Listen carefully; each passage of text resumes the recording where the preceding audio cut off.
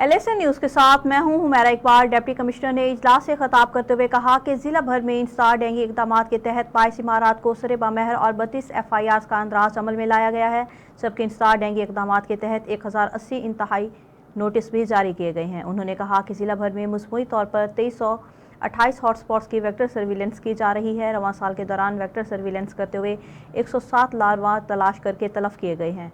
उन्होंने बताया कि जिला में 289 इंडोर और 73 आउटडोर टीमें इंसदाद डेंगू इकदामात और वेक्टर सर्विलेंस के लिए तैनात की गई हैं। डेंगू मॉनिटरिंग के लिए तहसील लोधरा में 93 इंडोर, 28 आउटडोर, तहसील कैरोल-पक्का में 85 इंडोर, 23 आउटडोर, जबकि तहसील दुनियापुर में 101 इंडोर और 22 आउटडोर टीमें तैनात की गई हैं।